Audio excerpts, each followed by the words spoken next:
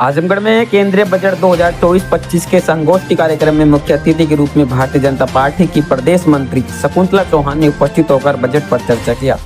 Bharatiya Janata party की प्रदेश मंत्री शकुंतला चौहान ने कहा कि बजट देश के हित का बजट है। यह बजट युवाओं, किसान, महिलाओं के हित का बजट है। बजट में अन्नदाता किसानों की समृद्धि, कृषि व सहायक सेक्टरों के लिए 1,52,00,000 रुपए और महिला सशक्तिकरण के लिए 3 लाख करोड़ रुपए से अधिक का प्रावधान किया गया। इससे सार्वजनिक लाभान्वित देश के सबसे बड़े राज्य उत्तर प्रदेश की आधी आबादी होने वाली युवाओं के लिए लाखों नौकरियों के साथ साथ मध्य वर्गीय परिवार के लिए इनकम टैक्स में नए टैक्स स्लैब की रियायत का स्वागत किया गया। भारतीय जनता पार्टी जिला अध्यक्ष सूरज प्रकाश श्रीवास्तव ने कहा, यह बजट स्वस्पर्शी, स्वसमावेशी, विकास के लिए उन्मुख 140 करोड़ भारतीय वार्षिक आशा, आकांक्षा और अमृतकाल के संकल्पों का पूरा करने वाला सिद्ध हुआ। आम बजट आत्मनिर्भर एवं विकसित भारत के निर्माण का आर्थिक दस्तावेज है। इसके अंत्योदय की पावन भावना व विकास की असीम संभावना है।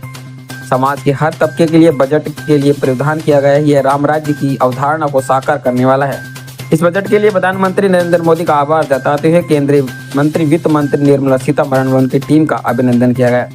इस अवसर पर जिला उपाध्यक्ष हनुमंत सिंह, योगेंद्र राय, रामनयन सिंह, जिला महामंत्री हरीश तिवारी, जिला मंत्री अजय यादव सहित सभी लोग उपस्थित रहे।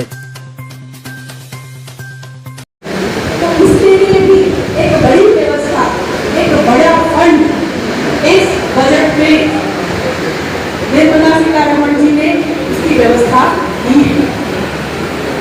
हमारे किसान अन्नदाता वैसे भी ये देश, भारत देश कृषि प्रधान देश है। आज भी इसकी बहुत बड़ी आबादी अपने कृषि क्षेत्र से जुड़ी हुई है, उस पर आधारित।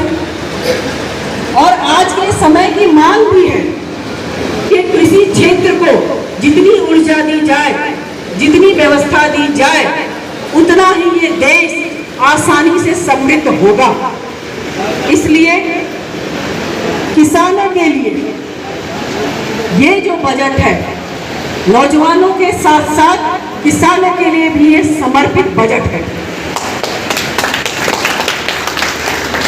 किसान ज्यादा से ज्यादा अभी तक तिलहन की खेती करता है, एक कमर्शियल फॉर्म में, वो यानी कमर्शियलाइज्ड खेती वो नहीं कर पाता। क्यों नहीं कर पाता?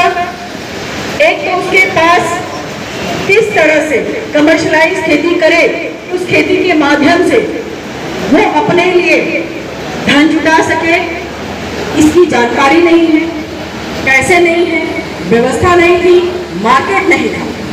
इसकी शुरुआत पिछले कार्यकाल में अलावा भी वेजिटेबल्स में, साग सब्जियों में अच्छी तरह से उत्पादन वो कर सके, तो वहाँ पर वो सारी सुविधाएं, व्यवस्थाएं, मार्केट, तकनीकी ज्ञान, शिक्षा, सारी चीजें इंफ्रास्ट्रक्चर के माध्यम में से उपलब्ध कराएंगे। दूसरी तौर पर आप खुद मार्केट में जब जाते हैं तो आप देखते हैं साग सब्जी और फल फूल बहुत दूर दूर से आपके लोकल क्षेत्र से कम आता है, लेकिन बाकी जगह से सप्लाई होकर आपके मार्केट तक आता है।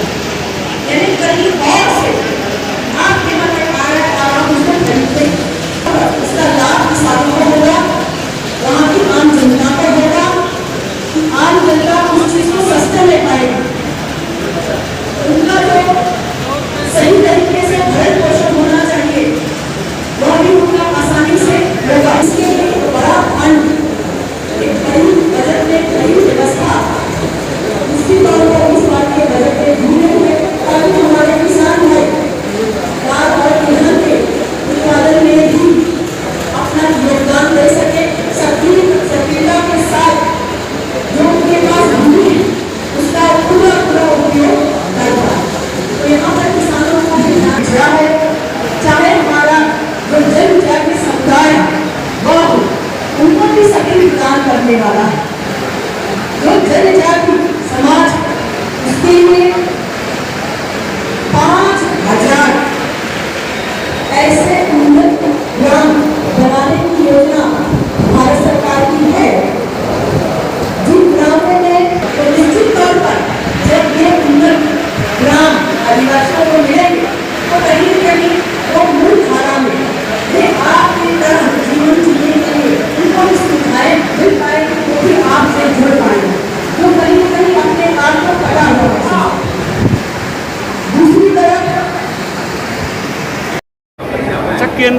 बजट संगोष्ठी का आयोजन किया गया है, इस आयोजन का आशय क्या है?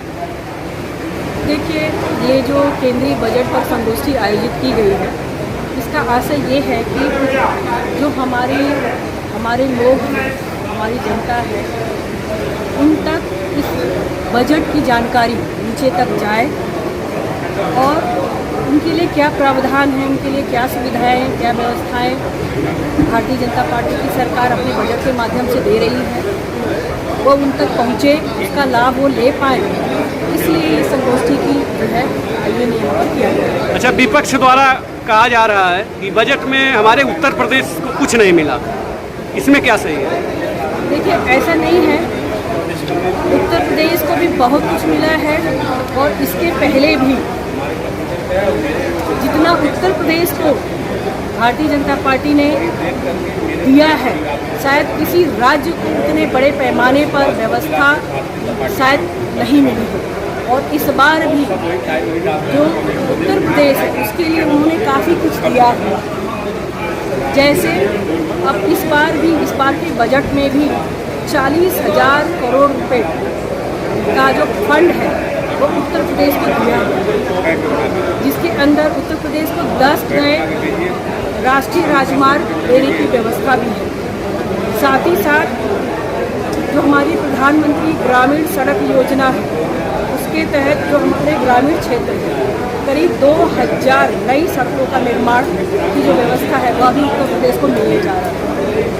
साथ ही साथ रेलवे के डेवलपमेंट के लिए 19,848 करोड़ रुपए दिए गए।